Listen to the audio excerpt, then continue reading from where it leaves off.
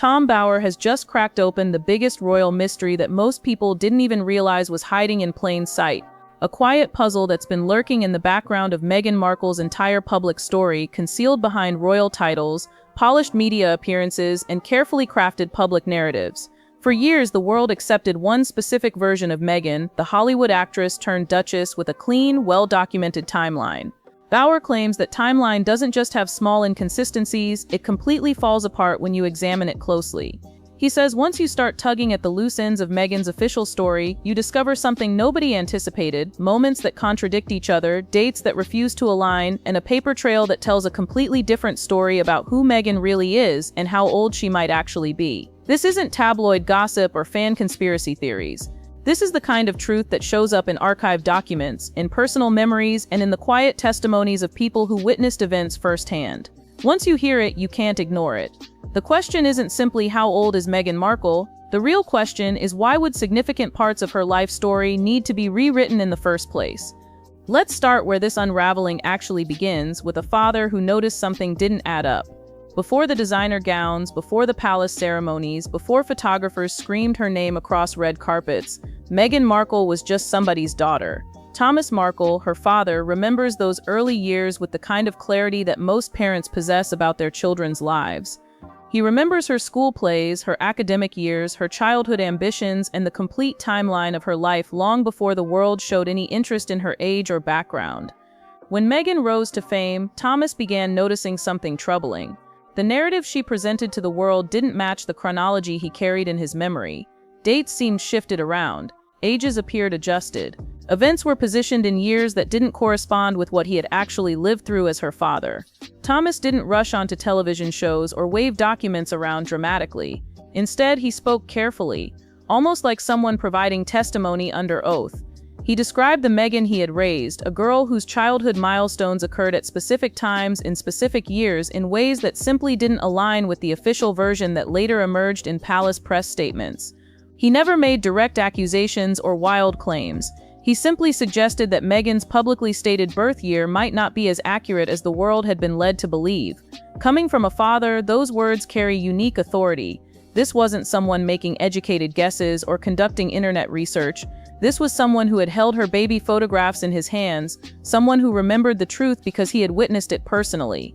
Thomas Markle's quiet concerns became the first crack in the polished royal narrative. A small but significant break in the smooth official story, a crack large enough for a strange, forgotten piece of evidence to slip through. March 1997, teenage girls across America were flipping through 17 magazine, the trusted publication filled with fashion advice, college guidance, and young faces hoping to break into entertainment.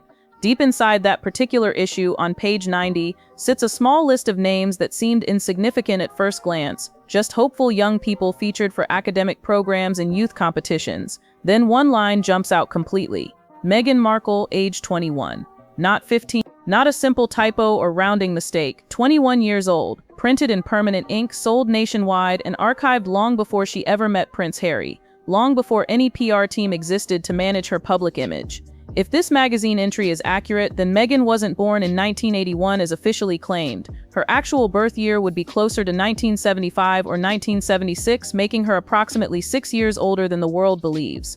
6 years might seem like a small difference, but in terms of public identity, 6 years can completely rewrite someone's entire story. Her graduation age, her acting career debut age, her age when entering Hollywood, her age when meeting Prince Harry, her age when marrying into the royal family. Suddenly the version of Meghan the world was introduced to, the emerging 36-year-old actress stepping into a royal fairy tale, might not match the version reflected in her earliest documented records. This magazine didn't whisper a rumor or suggest a possibility. It stated a direct contradiction that turned Meghan's age from a settled fact into the opening chapter of a much larger, more complex mystery. Just when the age mystery seemed complicated enough, another unexpected twist emerged involving Meghan's first pregnancy and Archie's birth. According to Tom Bower, Meghan's narrative surrounding Archie's arrival wasn't just confusing, it was deliberately constructed. His assessment wasn't a sensational accusation or headline-grabbing drama.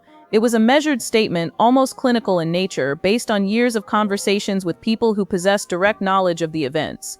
He suggested that the polished version of Archie's birth that Meghan and Harry shared with the public didn't correspond to how things actually unfolded behind the scenes. This wasn't the kind of discrepancy someone creates by accident. This was the type of story that seemed almost too perfect to be real. A peaceful labor, 2 epidurals, rapid recovery, and a glowing duchess taken home with her newborn in just 2 hours. It read more like a movie ending than an authentic hospital experience. That's exactly what made people suspicious, because genuine birth stories rarely resemble fairy tales. They're messy, slow, unpredictable, and always governed by strict medical protocols. When Bauer highlighted these contradictions, he opened the door to a second mystery. If the age timeline contained gaps, the birth story had entire sections missing. That's when someone unexpected decided to speak up, someone who worked inside Portland Hospital itself. Word eventually leaked from inside Portland Hospital, the exact location where Meghan reportedly gave birth. This wasn't fan speculation or internet rumors. This came from someone who understood how the hospital functioned, someone familiar with its policies, procedures, and how deliveries actually occur within those private, heavily monitored facilities. According to this insider, the story Harry described in his memoir Spare simply didn't match medical reality. First, the detail about 2 epidurals raised immediate red flags. In standard medical practice, epidurals don't function like double doses of pain medication. You don't receive 2 separate epidurals within a few hours. An epidural gets placed once and runs continuously throughout labor. The idea of Meghan receiving 2 separate epidurals was described as medically unusual, almost impossible under normal hospital procedures. Then there was the timeline issue. According to Harry's account, Meghan gave birth, recovered completely, and left the hospital all within just 2 hours. Anyone familiar with childbirth knows that's not how the process works. After receiving an epidural, you can't walk for several hours. You can't simply stand up, collect your belongings, and head home. Medical staff must monitor your vital signs, check your blood pressure, assess your mobility, and observe your body for potential complications. Even under perfect conditions, this monitoring takes considerable time. Then there's the geography problem. Portland Hospital to Frogmore Cottage requires nearly an hour of driving. That means everything, the actual delivery, medical examinations, and discharge procedures would have needed to fit into a single-hour window. To hospital staff, this wasn't just unlikely but logistically impossible. Yet the public received a story filled with calmness, candles, and wellness imagery. The insider who spoke out didn't describe chaos or conspiracy theories. They simply stated, "That's not how things work here." That was sufficient to deepen the mystery considerably. The deeper you examine Archie's birth narrative, the more contradictions accumulate. This wasn't simply about epidurals or timing issues. It was about fundamental medical protocols that exist for critical safety reasons. According to multiple medical professionals familiar with high-risk pregnancies, Meghan would have been classified as a geriatric pregnancy during her time carrying Archie. The terminology sounds harsh, but it simply means she was over 35 years old. Mothers in this category receive additional monitoring, extra precautions, and extended observation periods to ensure safety for both mother and child. The story presented publicly didn't reflect that level of medical care at all. Harry described a serene birth environment with dim lighting, scented candles, birthing balls, and a peaceful atmosphere.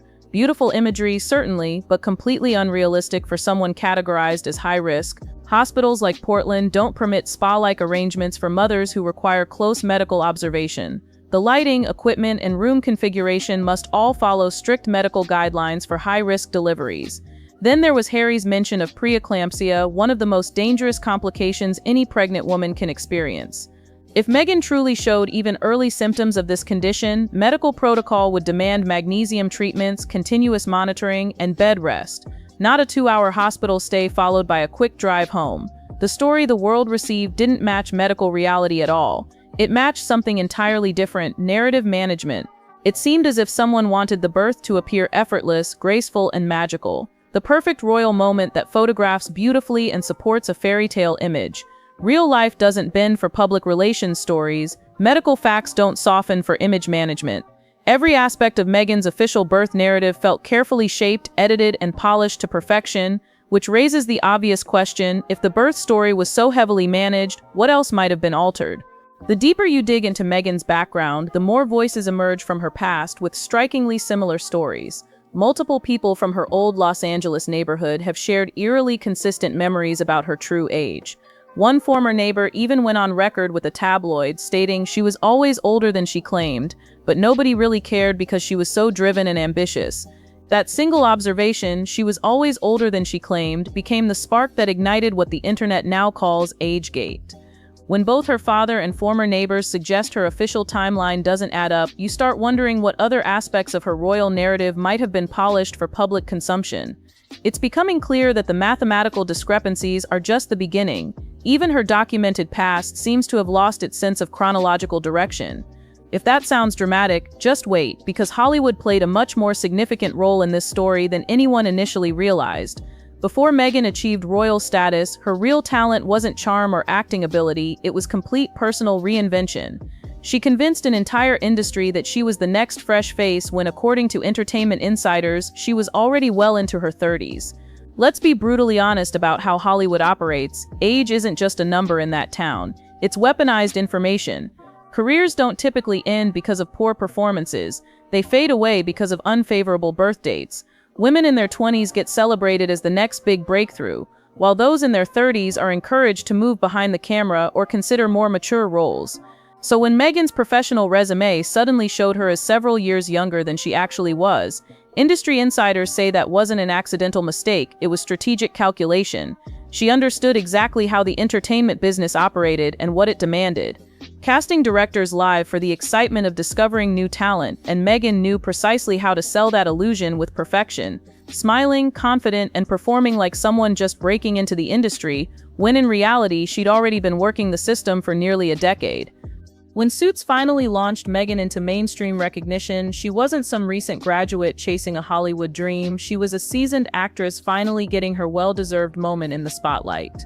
Here's where the story becomes particularly fascinating. Old talent biographies and casting profiles once displayed different ages and career timelines. Then suddenly, just before her royal romance became international news, those documents vanished, either updated with new information or removed entirely from public access. Maybe it was pure coincidence, or maybe it represented a well-orchestrated cleanup of numbers that no longer fit the narrative someone was trying to construct. Because by the time she walked down that Windsor Castle aisle, the world wasn't watching a 40-something actress marry into royalty. They were enchanted by a 30-something Cinderella story unfolding in real time. Meghan didn't just participate in the Hollywood game, she mastered every rule and then carried that exact same strategic playbook directly into Buckingham Palace. When show business methodology meets royal tradition, the truth has a way of seeping through the carefully constructed facade. In Meghan's case, those cracks are only expanding with time. When she transitioned into royal life, everyone assumed Hollywood was firmly in her past. The truth is, she imported every public relations trick she'd learned, and soon even palace officials couldn't distinguish between authentic moments and scenes that had been carefully retouched for the cameras. The same strategic thinking that had repositioned her age and casting databases was now being applied to royal protocols and public appearances. Researchers who investigated Meghan's early charity involvement, acting records, and even old college documentation discovered timeline gaps large enough to accommodate a royal carriage. Some of her officially listed events supposedly occurred when she was 22 years old, yet the paperwork connected to those activities was dated 6 years earlier. It's like assembling a jigsaw puzzle where half the pieces have been digitally altered. Tom Bower didn't mince words in his assessment. He characterized Meghan's official biography as a polished production with crucial scenes missing, a script that someone had clearly been rewriting and not with Buckingham Palace's knowledge or approval. The palace's greatest vulnerability turned out to be the internet itself. Every deleted record, every modified profile, every disappeared file still leaves a digital footprint that can be traced. Royal watchers have followed every single one of those breadcrumbs straight back to Meghan's public relations team. Every mystery starts somewhere, and in Meghan's case, the trail doesn't begin in Hollywood or at palace gates. It starts within her own family circle. Long before the royal titles and streaming cameras, there was a quiet tension running through the Markle household that most people never noticed or understood. Her mother, Doria Ragland, remains a shadowy figure throughout Meghan's entire public story. Present when needed, polished for appearances, but rarely quoted or interviewed extensively. Few people realize that Doria's own timeline is filled with unexplained long absences, jobs that appeared and disappeared without clear explanation, and extended periods where even local records don't quite align with official family narratives. The Markle side of the family isn't any clearer or more consistent. Her father Thomas has produced photographs, tax documents, and school records that point to completely different dates than the ones officially listed in royal biographies. Perhaps the most persistent voice has been Meghan's half-sister Samantha, who's claimed for years that Meghan's carefully crafted public image doesn't remotely resemble the woman she actually grew up with. Neighbors from their old Los Angeles neighborhood remember a young Meghan who was polite but intensely ambitious, already working part-time jobs long before her supposed teenage years were meant to end according to her official birth year. Yet in royal biographies and palace-approved documentation, those exact same years get painted as innocent, academic, and focused entirely on school rather than career building. Some researchers have even noticed that certain family photographs contain inconsistent digital timestamps, metadata suggesting extensive edits years after they were supposedly taken. None of this constitutes definitive proof, but together it paints a clear pattern of quiet historical correction happening behind the scenes. The Markle family doesn't just argue over media attention or public statements, they're literally arguing over historical facts and basic timeline accuracy. What makes this situation even more complicated is how efficiently those inconvenient family voices were muted once Meghan stepped into royal life. Invitations stopped arriving, phone calls went unanswered, and by the time wedding bells rang at Windsor Castle, half of her relatives were learning about major life events from tabloid headlines, rather than from her directly. It's as if a completely new version of the Markle family tree was drafted overnight, one where inconvenient characters and problematic voices were systematically written out of the official script. Yet those who have spoken publicly all repeat the same basic sentiment. The woman they knew back then wasn't necessarily a villain, but she definitely wasn't the fairy tale princess either. In every royal love story, there's supposed to be that perfect culminating moment, and for Meghan, it arrived with Archie Harrison Mountbatten Windsor, the baby who completed her picture-perfect royal happily ever after. But the narrative surrounding Archie's birth reads less like authentic hospital documentation and more like scenes written by a Hollywood public relations team working overtime. According to official palace statements, everything proceeded flawlessly. Serene mother, proud father, discreet medical facility, zero complications or drama. Yet behind the royal curtains, Tom Bower and several hospital insiders whispered a completely different version, one that sounded like it belonged in a political thriller rather than a maternity ward.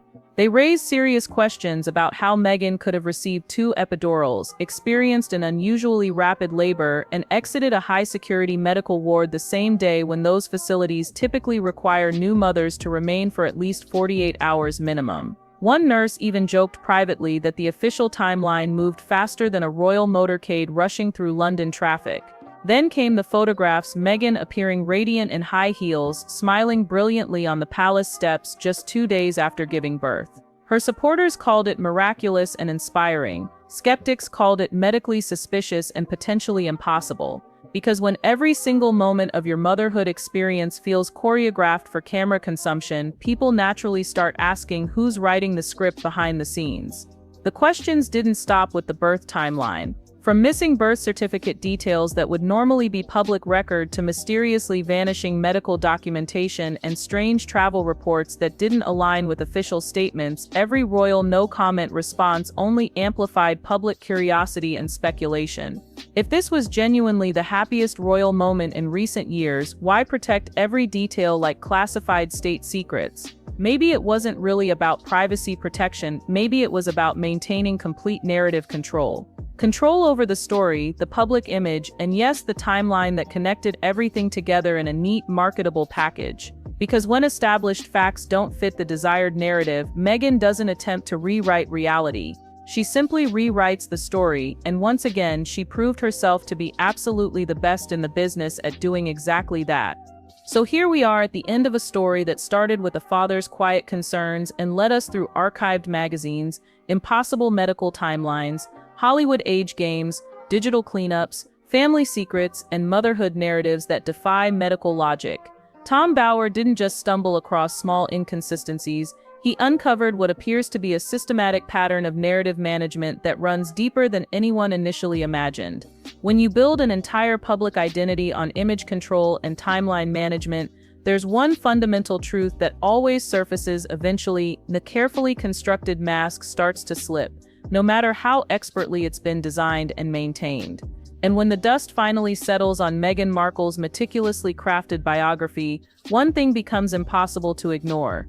She didn't just live her story, she directed every scene. The evidence isn't just compelling, it's documented across multiple decades, witnessed by family members, archived in magazines, and medically questionable according to hospital professionals. From the 1997 17 magazine listing her as 21 years old to the Portland Hospital Insider explaining why Harry's birth narrative defies medical logic, we're examining a collection of contradictions that can't be dismissed as simple mistakes.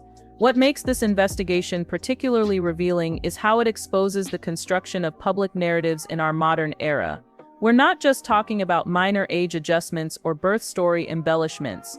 We're looking at the deliberate crafting of an entire public identity designed to fit specific images, timelines, and market demands. So ask yourself this crucial question: is Meghan a strategic genius successfully rewriting her own destiny, or the most skillfully manipulative public figure of our time? Because every missing year, every edited record, every conveniently adjusted fact points to the same pattern. Meghan wasn't living an authentic story, she was producing one. And like any expensive production, it came with multiple takes, script revisions, and a final cut designed to keep her positioned exactly where she wanted to be. The palace stayed silent. The media remained divided, but the audience stayed hooked. Even with all these contradictions and timeline mysteries, she remains the most discussed woman to ever step out of royal life. Tom Bower's investigation proves that truth has a way of surfacing eventually, usually in the most unexpected places. In old magazines, in hospital procedures, in family memories, in deleted digital records. Sometimes the biggest deceptions are hiding in plain sight, waiting for someone persistent enough to ask the right questions and follow where the evidence leads. The question now isn't whether these inconsistencies exist. The documentation makes that undeniably clear. The question is what we do with this information and whether we're finally ready to acknowledge that some of our most trusted public figures might not be exactly who they claim to be.